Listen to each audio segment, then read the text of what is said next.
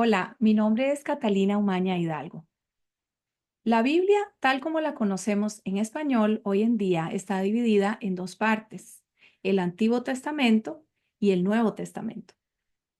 El Antiguo Testamento tiene 39 libros, de los cuales los primeros 5 se llaman el Pentateuco o la Ley de Moisés o la Torá. En estos primeros 5 libros están el Génesis, Éxodo, Levítico, Números y Deuteronomio. Luego tenemos 12 libros que son libros de historia teológica, en la cual podemos conocer mejor el carácter de Dios a través de la historia del pueblo de Israel y la historia de Dios mismo. Y después de estos libros tenemos unos libros de poesía. Estos libros se escribieron en diferentes épocas, pero todos nos enseñan cómo vivir la vida y también el carácter de Dios.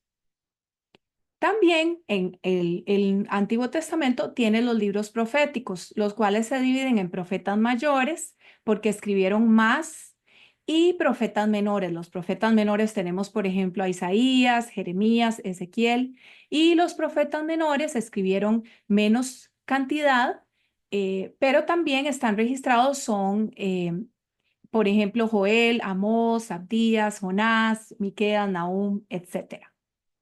Luego en el Nuevo Testamento tenemos los libros que se llaman los evangelios, que nos relatan cuando Dios se hizo hombre y vino al mundo, Jesús, el Cristo, el Mesías, y son escritos por 4 testigos oculares, quienes recolectaron la información mientras Jesús vivió en la tierra.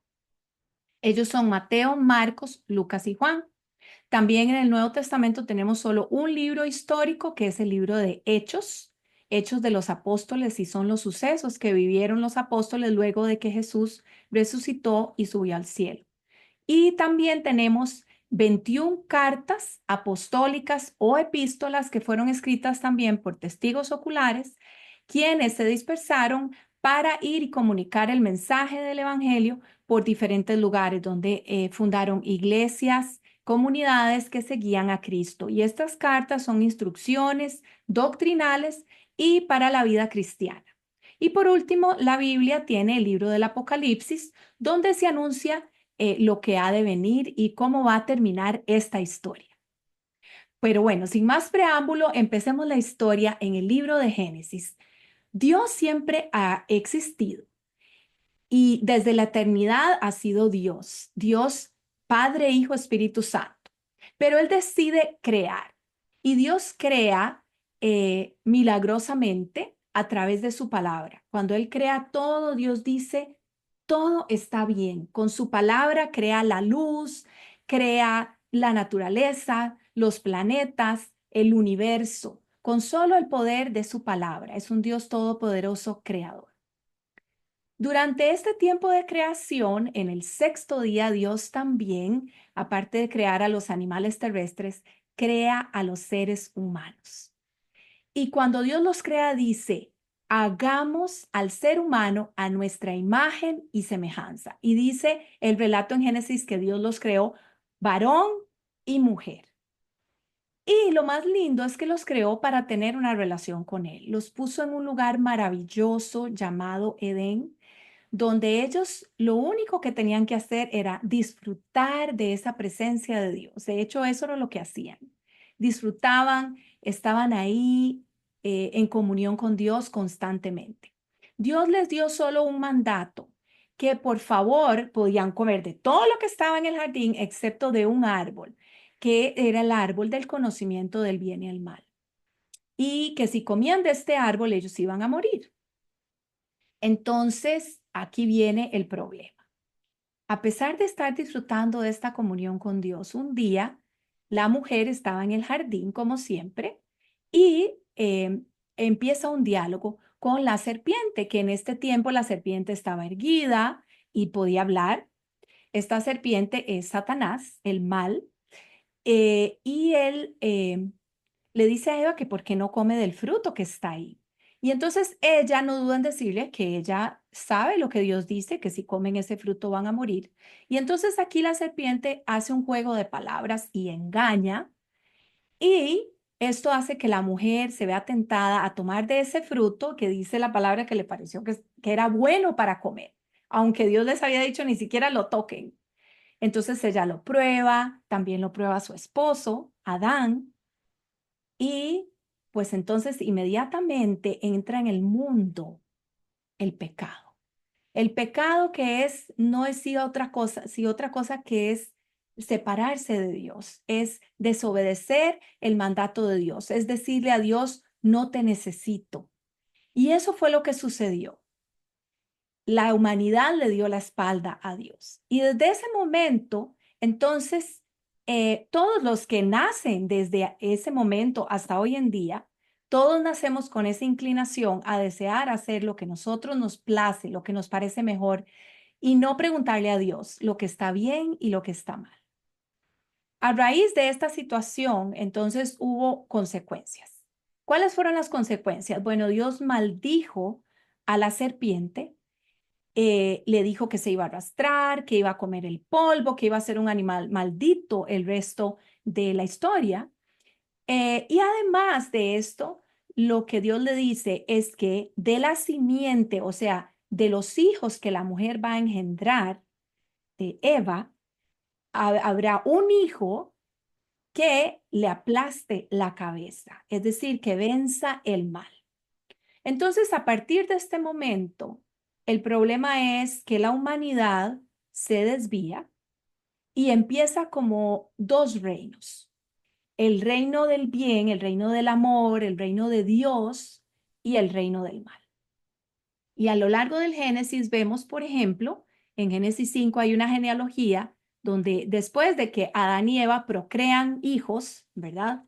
Vemos la muerte, cómo esta muerte verdaderamente entra en el mundo, puesto que el primer hijo de Adán y Eva mata a su hermano, lo asesina, es un asesinato, un derramamiento de sangre, cosa que nunca había existido antes. Y entonces empieza en la humanidad la muerte.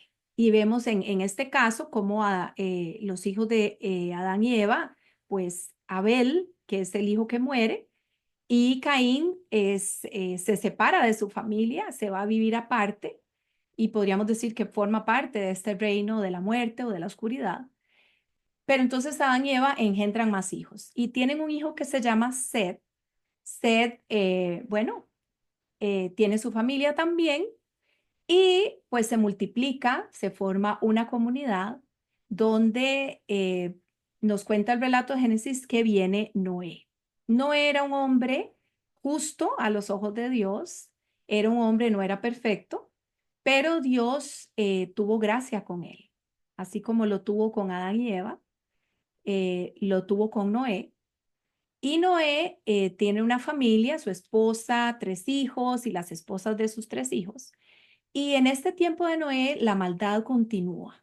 Y entonces la Biblia nos describe cómo las personas tomaban sus propias decisiones, se emborrachaban, tenían, eran polígamos, es decir, que se casaban con más de una persona, etcétera. Todo lo que tal vez hoy en día también vemos, ¿verdad? Esa maldad continúa y Dios le duele mucho eso y decide que todo lo que él había creado y esa humanidad, él la va a destruir con un diluvio, excepto a la familia de Noé, a quien Dios rescata junto con una pareja de cada animal que existía, animales terrestres, ¿verdad? Porque obviamente los peces no necesitaban salvarse del diluvio. Entonces Dios pone a Noé a construir un arca donde ellos entran, se inunda toda la tierra, o por lo menos todos los lugares donde habían personas.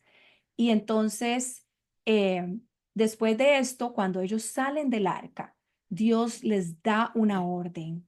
Bueno, primero les dice, nunca más volveré a destruir la tierra con un diluvio, y envía el arco iris como un sello de esa promesa.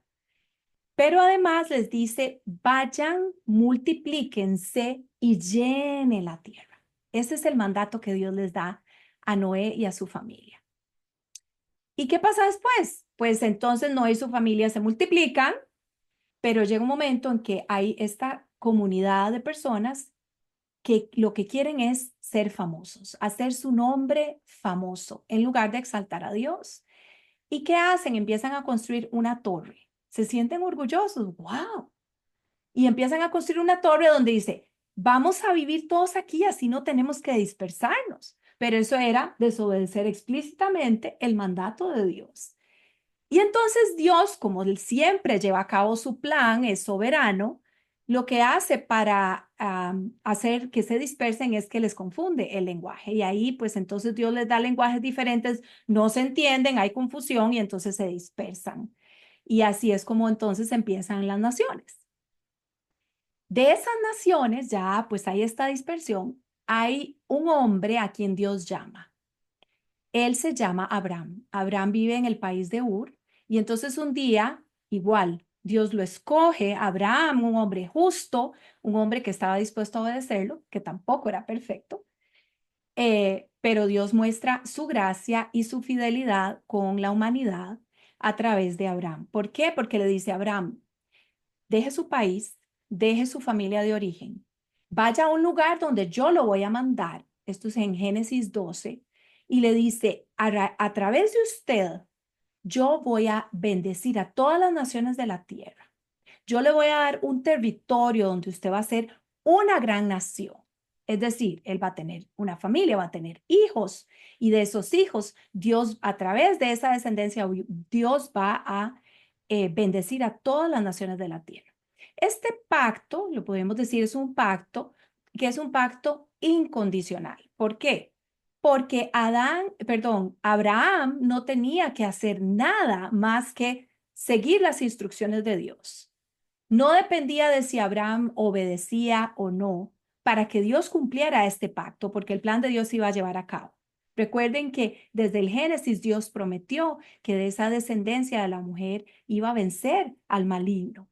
Y entonces Dios, por su fidelidad a esta promesa, a través de Abraham, él hace esta descendencia. Pero hay otro problema, tiene un problema. La esposa de Abraham era estéril. Y entonces Dios eh, se tarda en cumplir esta promesa. Abraham se empieza a impacientar. Abraham ya era anciano y su esposa también. Ella ni siquiera tenía sus periodos menstruales y estaban inquietos. Sin embargo, Dios cumple su promesa, como siempre lo hace, porque Él es fiel a lo que dice. Y ya cuando Abraham tenía alrededor de 100 años, Dios les manda un hijo. Este hijo se llama Isaac.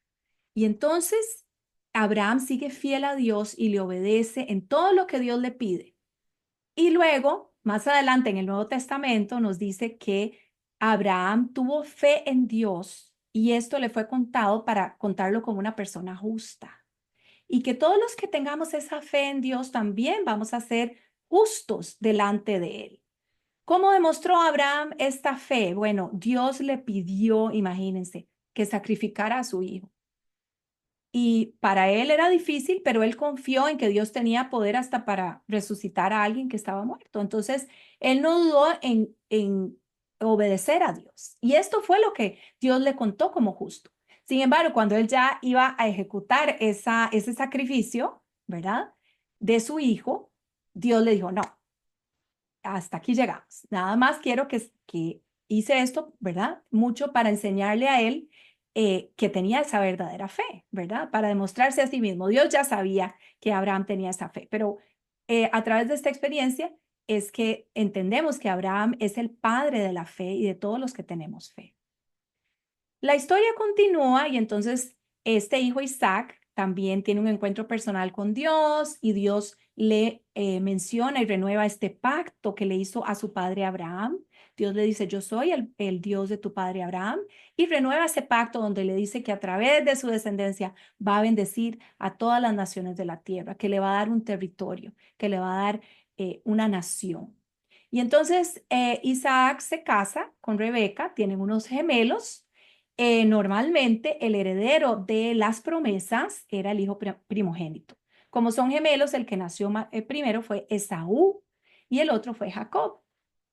Sin embargo, Dios puso en el corazón de Rebeca, la esposa de Isaac, desde el principio, que el que iba a heredar la promesa era Jacob. Y entonces, después de todo, la historia es una historia larga, Jacob se vuelve el primogénito y es el que hereda la bendición y las promesas del padre, de su padre Isaac, y por ende las promesas de Dios acerca del pacto. Eh, Jacob era un hombre astuto, era un hombre que era como tramposo, pero también tiene un encuentro personal con Dios y su vida da un giro enorme. Él pues entiende ahora el plan y el pacto de Dios después de después de todo este encuentro, y Dios le cambia el nombre y ya no se llama Jacob, sino que se llama Israel. Y entonces Israel engendra 12 hijos. Estos 12 hijos representan a las 12 tribus de Israel, ¿verdad? Son los hijos Rubén, Judá, Neftalí, José, Benjamín. Son 12 hijos.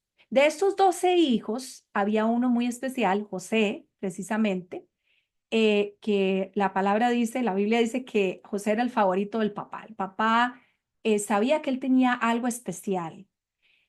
Hasta le hizo como una vestimenta especial de colores y él fue la envidia de sus hermanos. Sus hermanos lo envidiaban totalmente al punto que llega un momento en que lo quieren matar.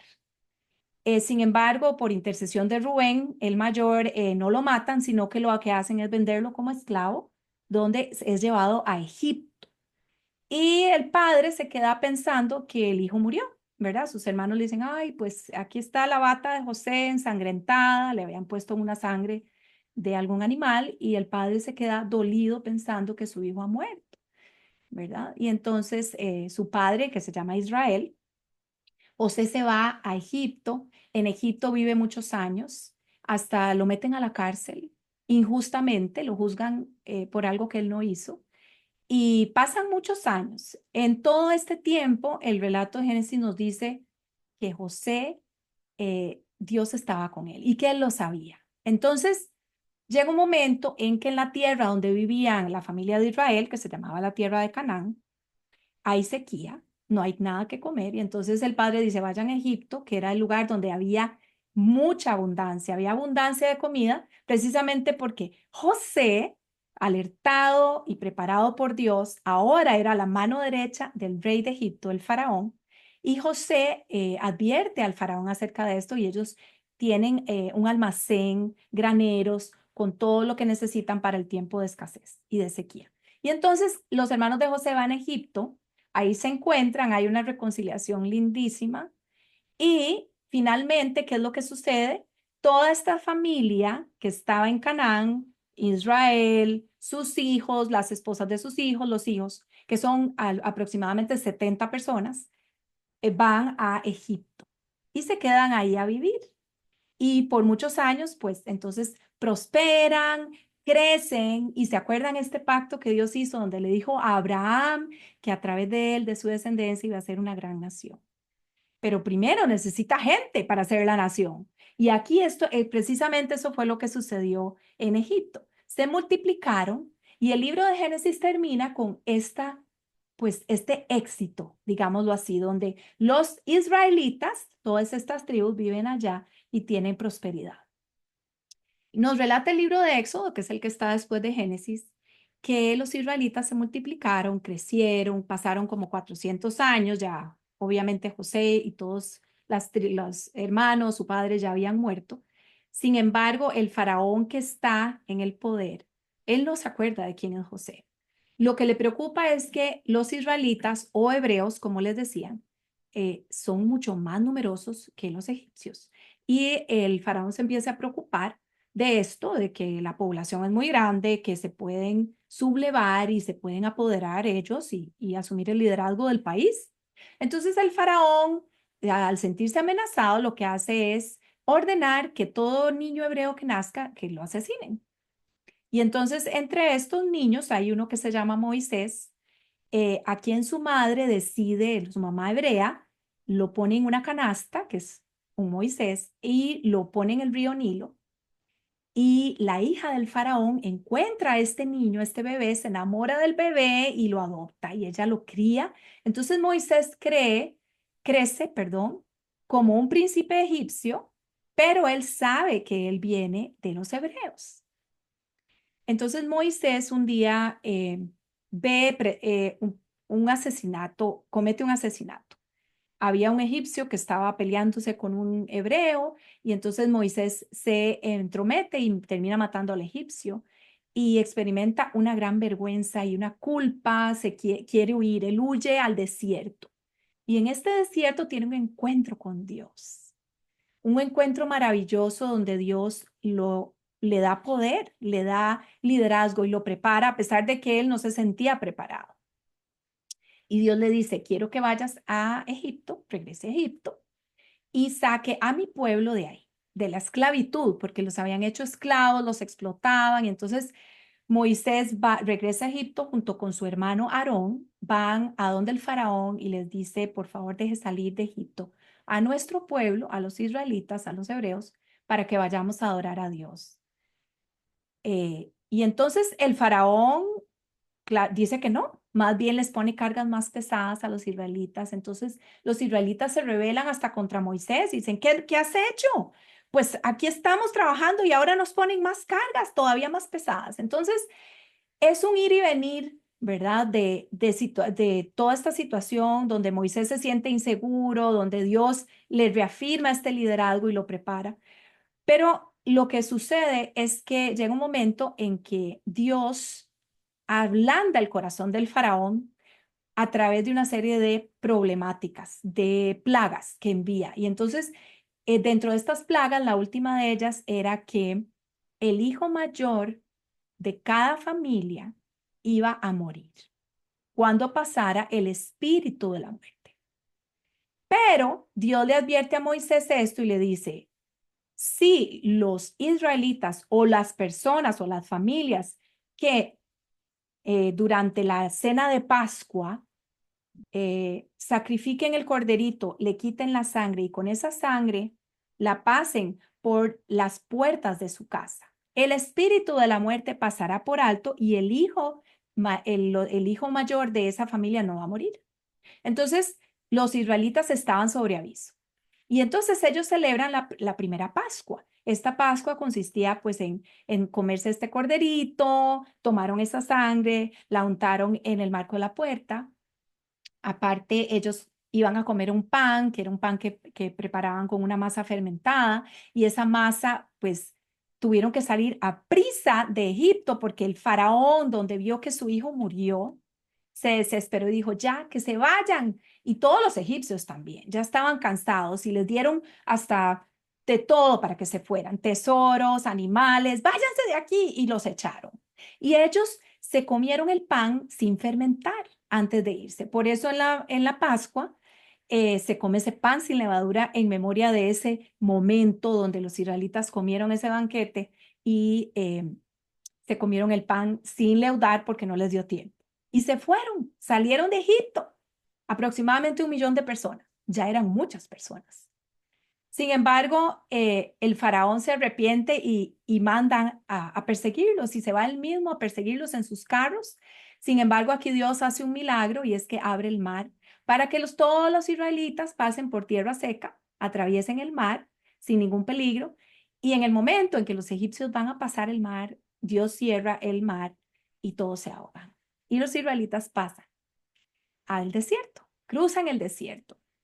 Cuando se acuerdan que el propósito de ir y salir era adorar a Dios en ese monte, salir de Egipto para adorar a Dios. Cuando ellos se preparan para adorar a Dios, Moisés va y se encuentra personalmente con Dios y Dios le da unos mandamientos, los mandamientos para que ellos cuando entren a esa tierra, ¿se acuerdan? La tierra que Dios le prometió a Abraham, ¿verdad? Mucha gente, tierra y también bendición para todas las naciones de la tierra. Entonces ya tenemos a la gente ahí.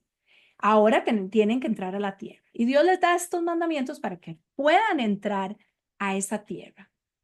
Y entonces resulta que ya cuando Moisés tiene esta ley, él desciende del monte y va a presentarle la ley y se encuentra que todos los israelitas, o la gran mayoría, están adorando a los ídolos de otros pueblos, incluyendo un becerro de oro. Se hicieron un becerro de oro, empezaron y abandonaron a Dios a pesar de la gloria y el poder que Dios mostró sacándolos de Egipto. y abriendo el mar, y abandonaron a Dios y empezaron a adorar dioses hechos por humanos.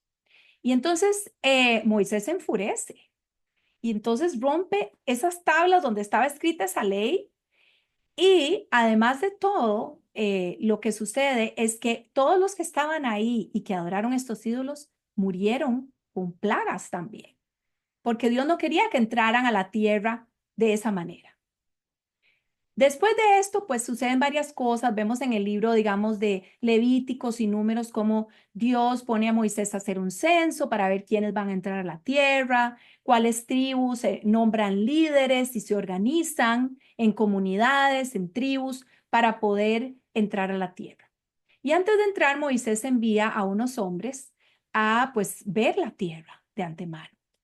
Y estos hombres, que eran 12, ven la tierra y cuando regresan, unos dicen, uy, es una tierra maravillosa, donde mana leche y miel, y así lo dice la Biblia, o sea, es una tierra fértil, bonita, y les da gozo, pero a la vez dicen, pero la verdad es que la gente que vive ahí nos da miedo, son muy grandes y se ven muy poderosos y tienen carros de guerra. Entonces, nosotros no recomendamos que entremos a esa tierra. Pero dos de estos hombres, la palabra dice que se llamaban Josué y Caleb, ellos sí creen que Dios les va a dar el poder y la capacidad para entrar a la tierra. Y entonces ellos dicen, sí, nosotros recomendamos que entren a la tierra. El problema fue que estos otros 10 convencieron al pueblo y le metieron miedo para que no entraran. Y todos estaban con miedo, no, no queremos entrar. Y otros decían, pero sí, ¿verdad? Unos confiaban en Dios, otros no. Y entraron dudas de todo esto. Entonces, ¿qué hizo Dios? Puso ahí un obstáculo. Dice, esta generación rebelde no va a entrar a la tierra. Vamos a esperar a que esta generación pase y los que vienen después de esto son los que van a entrar a la tierra. ¿Y qué sucede? Pasan 40 años en el desierto. Sin embargo, en todo este tiempo Dios se mantiene fiel, los alimenta, les da agua, les da lo que necesitan para vivir. Dice el libro de Números que no se les gastó la ropa. En todo ese tiempo fue un tiempo donde Dios proveyó todo. Aún así ellos se quejaban, eran infieles, etc. Pero pasan 40 años y entonces pasado este tiempo ya están listos para entrar a la tierra. Y de nuevo, Moisés promulga la ley, los mandamientos que Dios les dio para poder entrar a este lugar, a esta tierra y formar esta nación. Era una ley para pues funcionar bien en todas las áreas, en la vida familiar, en la vida de trabajo, en las relaciones de tribus, etcétera, territoriales. Y entonces aquí vemos en el libro de Deuteronomio donde Dios les dice, bueno, vamos a hacer un pacto. Y este pacto es un pacto que Dios hace y se lo anuncia a Moisés, es un pacto condicional. ¿Qué significa esto? Dios hace esto, pero solo si ustedes hacen esto otro. Entonces Dios dice, ustedes van a ser benditos en esa tierra, en esa ciudad, en el campo. Van a estar por encima y no por debajo. Van a conquistar a sus enemigos y ellos van a dispersarse y van a salir corriendo. Van a tener familias numerosas, sus animales van a producir, van a tener grandes cosechas. Todo esto si ustedes obedecen lo que yo les mando hoy. Pero por otro lado, si ustedes no me obedecen, va a ser lo opuesto. Van a ser malditos en la ciudad, en el campo, van a estar de último, los van a conquistar, se van a dispersar, no van a tener familias numerosas, no se van a multiplicar, van a estar enfermos, va a haber sequía, no va a llover. Todo esto va a suceder si ustedes no me obedecen. Y este es el pacto condicional que Dios hace con ellos. Esto sucede en el libro de Deuteronomio. ¿Qué pasa después de esto? Entran a la tierra. Dios levanta un líder porque ya Moisés estaba muy mayor. Dios lo usó para sacarlos de Egipto, para darles la ley, educarlos en el pacto. Pero Dios levanta otro líder, Josué. Que Josué lo que hace es conquistar estas tierras que estaban ocupadas por otras poblaciones. Entre ellas una ciudad que se llamaba Jericó. En esta ciudad de Jericó, bueno, antes de entrar, Josué envía a 2 espías. Estos espías llegan a ver la ciudad. En esta ciudad hay una mujer, ella conoce la historia del poder de Dios, de lo que Dios hizo, que abrió el mar, y ella temía a Dios.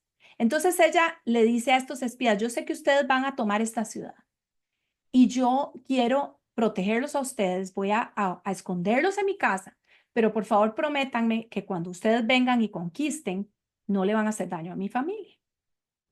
Y entonces esta mujer, que era una mujer que no era del pueblo de Israel, Rahab, y con estos hombres llegan a ese acuerdo. Cuando viene la conquista, entran a Jericó y efectivamente hay una destrucción, eh, y entonces esta familia de Rahab queda intacta y pasa a formar parte de esta promesa, de este pacto de Dios del pueblo de Israel. Durante este tiempo, entonces, ya los israelitas entran a la tierra, empiezan a vivir en la tierra y viene el libro de los jueces. ¿Qué pasa en el libro de los jueces? Hay unos ciclos. Estos ciclos se repiten una y otra vez y es donde el pueblo, los israelitas, no cumplen lo que Dios les pide. ¿Se acuerdan el pacto con Moisés? No cumplen lo que Dios pide. Dios permite que los conquisten. Hay sequía, no hay que comer. Entonces, esto los guía a ellos al arrepentimiento, a clamar a Dios, y Dios les manda un juez, alguien que les guía de vuelta hacia Dios. Y entonces hay un ciclo, más o menos como ciclos, como 7 veces se repite esto a lo largo de unos 300 años que están en la tierra. Y luego de un tiempo, pues entonces, ya después de este tiempo de 300 años, lo que sucede es que los israelitas sienten envidia de otros pueblos que los rodean porque tenían reyes. Y ellos, en teoría, no tenían reyes, aunque Dios era su rey, ¿se acuerdan? El reino de la luz.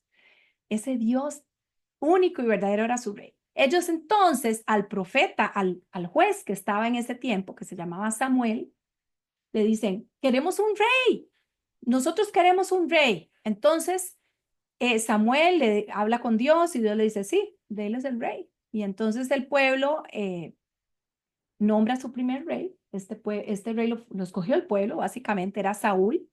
Saúl fue un rey que lideró muy bien, era un gran guerrero, bien parecido, muy poderoso, pero su corazón no estaba con Dios y él termina mal porque eh, no confía en Dios y no espera a que se haga la voluntad de Dios. Y entonces, después de Saúl, Dios, por medio de Samuel, nombra un rey que viene de la familia de Jesé. ¿Y quién es Jesé? Jesé es un descendiente de Booz y Ruth. ¿Quién es Booz y Ruth? Ellos eran, bueno, Booz era un descendiente de Abraham, ¿verdad? Vean por dónde viene el pacto dándose. Y Ruth era una moabita que no era israelita, pero a raíz de una de esas sequías que hubo cuando los israelitas desobedecieron, tuvieron esta familia de Noemí y su familia van a la tierra de Moab, donde está Ruth. El hijo de Noemí se casa con Ruth. Sin embargo, a través de todo esto sucede enfermedad. Ruth queda viuda, Noemí queda viuda, y cuando regresan de vuelta a Israel, entonces ahí Ruth conoce a Booz, que es el bisabuelo de David. Entonces vean qué interesante, Ruth, que era alguien que no formaba parte del pueblo, pasa a formar parte del pueblo y está en esa descendencia de este rey. Y este rey David también es descendiente de Abraham. Entonces David es nombrado por Dios, ungido por Dios, y Dios utiliza a David pues para hacer un gran rey, para expandir su territorio. El liderazgo de David es maravilloso. David dice la palabra que era un rey conforme al corazón de Dios. Esto no quiere decir que era perfecto, pues él cometió errores. David cometió adulterio, un asesinato, pero a diferencia de Saúl, David tuvo la humildad de reconocer su pecado, arrepentirse y someterse a Dios. Entonces, con David, Dios hace un pacto. Y este pacto que hace con David es un pacto incondicional. ¿Y qué le promete Dios a David? Le promete que de su descendencia, ¿verdad? Va a salir un rey que reinará por toda la eternidad. Bueno, imagínense, que un descendiente de él será un rey para toda la eternidad. Este es el pacto incondicional que hace Dios con David. Es decir, no dependía si David se portaba bien, se portaba mal, Dios cumple su pacto. Luego de David, cuando David muere, entonces empieza a reinar su hijo Salomón, que también es un buen rey en el sentido que políticamente era muy sabio, muy poderoso. Sin embargo, se dejó llevar por la riqueza y también se casó con tantas mujeres que desviaron su atención de Dios y empezó idolatría, o sea, empezó a adorar otros dioses. Entonces tenía como su corazón dividido. A raíz de esto, entonces, lo que sucede es que a pesar de que Salomón honra a Dios y le construye un templo maravilloso donde él adora a Dios y Dios se manifiesta de una manera grandiosa, entonces vienen el hijo de Salomón, que es el que lo sucede en el trono, hace desastres.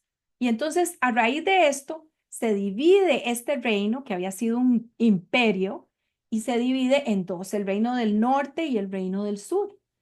El reino del norte, todos los reyes que vinieron en ese reino fueron malos, no hicieron lo que Dios le agradaba. Y el reino del sur, todos los reyes, algunos hicieron lo que Dios quería y otros no.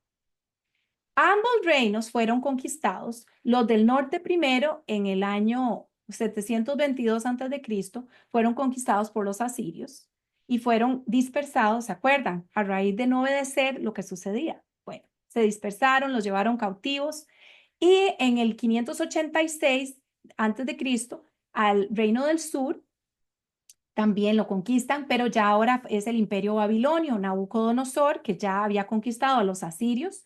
Entonces también se apodera de Jerusalén, de los tesoros, se lleva a las personas más inteligentes a su país, a Babilonia.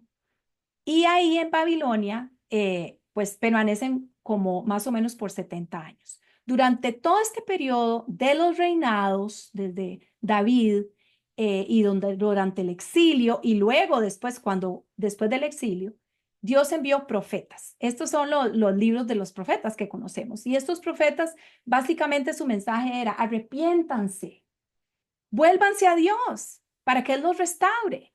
Pero aún así, a pesar de todas las advertencias, los israelitas no escucharon. Y entonces recibieron pues todo eso, las consecuencias de el pacto condicionado que Dios había impuesto. Entonces, durante este tiempo, Dios levanta un rey. Este rey era del imperio persa, que fue el que conquistó a los babilonios. Ciro proclama un edicto donde les permite a los israelitas regresar a su país, regresar a la nación de Israel.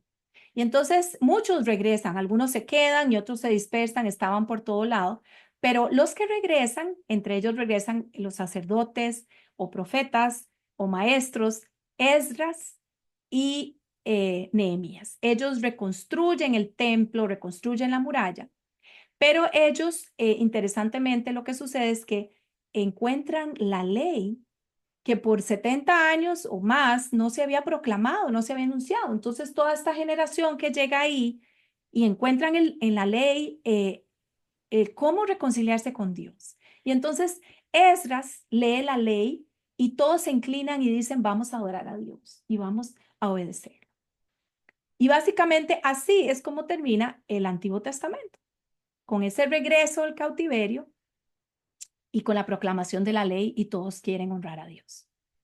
Históricamente, en el periodo entre el Antiguo Testamento y el Nuevo Testamento, no hay profetas que comuniquen mensajes de parte de Dios. Sin embargo, Dios nos habla a través de la historia.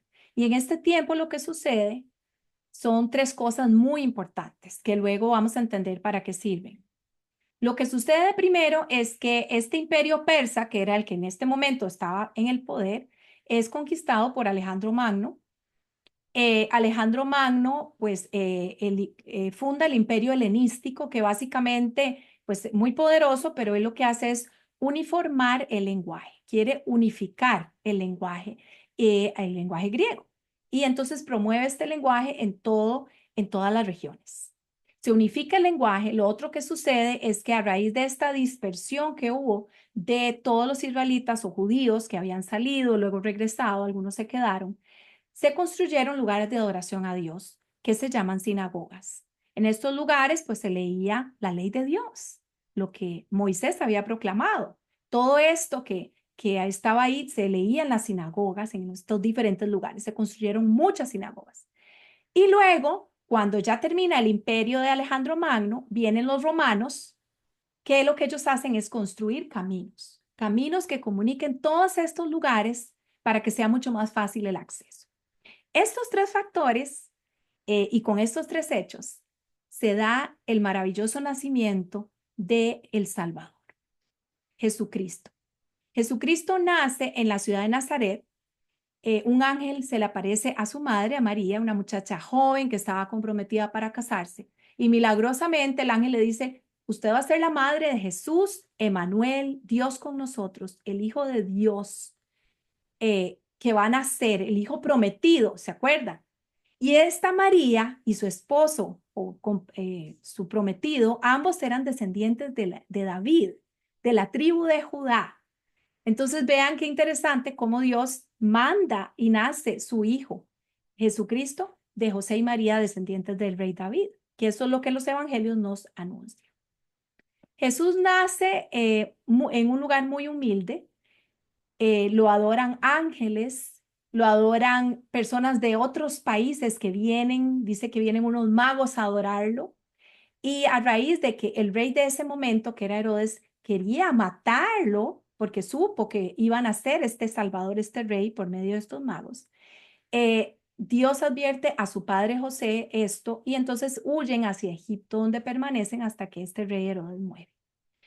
Cuando Herodes muere, ellos regresan a Israel, a Nazaret, donde Jesús crece y se desarrolla y dice muy poco acerca de la infancia de Jesús, pero sí dice que era un niño que iba creciendo en la gracia, en la sabiduría de Dios y en estatura. Y luego, cuando Jesús llega aproximadamente a la edad de 30 años, él es anunciado por su primo Juan el Bautista, quien dice, este es el Cordero de Dios que quita el pecado del mundo. ¿Se acuerdan él lo que vimos en el Éxodo, cómo había un cordero que se sacrificaba en Pascua y que su sangre iba a salvar de la muerte? El Espíritu pasaba por alto. Y entonces, estas palabras proféticas de Juan sobre Jesús, lo que significan es que Jesús, que viene a ser ese rey que va a reinar eternamente, el rey de la promesa, él es el cordero, el que derrama su sangre. ¿Por qué? Porque Jesús, terminan matándolo en una cruz. Por los celos que tenían los sacerdotes y los maestros de la ley de ese tiempo, lo juzgan y después, al cabo de esos 3 años, donde Jesús tiene unos discípulos que los entrena, a quienes Jesús hace milagros, cuenta parábolas, da enseñanzas, él es el rabí de estos discípulos, el líder. Jesús lo asesinan en una cruz. Y al derramar esa sangre, lo que nos dicen los apóstoles luego y lo que vemos en el libro de Hechos y en las cartas es que esta sangre de Jesús se convierte en el instrumento para que la muerte pase por alto de todos aquellos que tengan fe en este Mesías. ¿Qué significa que esa sangre es el instrumento que pasa por alto la muerte? Quiere decir que todos aquellos que pongan su fe en Cristo Jesús, la muerte, la separación de Dios ya no va a ser una realidad, porque todos nacemos así, separados de Dios. ¿Se acuerdan Adán y Eva al principio? Cómo se separaron de Dios a raíz de ese pecado. Pero como esta sangre derramada por el Cordero de Dios nos reconcilia con Dios y restaura esa paz que tenían desde el principio Adán y Eva con Dios. Y todos los que en la humanidad reciban ese sacrificio y lo acepten y tengan fe en este Mesías que no solo murió, sino que también resucitó milagrosamente.